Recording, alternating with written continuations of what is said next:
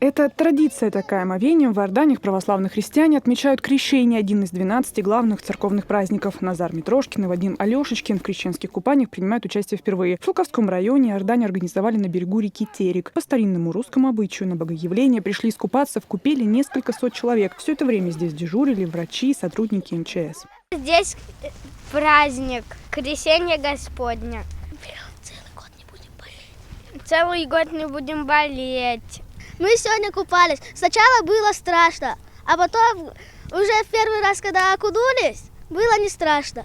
Накануне верующие соблюдали строгий пост до первой звезды. С ее появления во всех храмах начались торжественные службы с великим чином освящения воды. Считается, что после она приобретает чудодейственные свойства, приносит исцеление от болезней и духовное очищение. Считается, что крещенская вода хранит свои целебные свойства весь год. Мы приехали в 3 часа ночи отмечать праздник крещения Господне.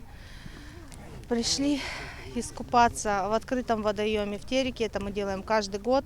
Этому празднику более 1000 лет. Князь Владимир собрал русский народ и загнал его в воду. С тех пор мы это празднуем. Настроение, само собой, праздничное, все как есть, потому что искупались, как говорится, в этот священный день. Православные христиане нашей республики, несмотря на празднование Богоявления, не смогли остаться в стороне от манифестации против карикатур на пророка Мухаммада. Да благословит его Аллах и приветствует, которая сегодня прошла в Грозном. Они выступили против оскорблений чувств мусульман.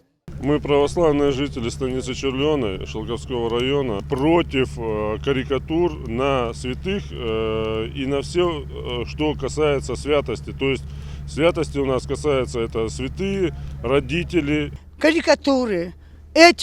Они не нужны никому. Крещение Господне – один из главных церковных праздников. Его еще называют Богоявлением, согласно преданию. Когда Иисус крестился в водах Иордании, миру было явление Пресвятой Троицы. Сегодня священники говорят, чтобы ощутить праздник крещения, совсем не обязательно купаться. Можно просто набрать святой воды в храмах, окропить ей квартиру и попить. Алевтина Бонадыкова, Султан Умаров. Новости.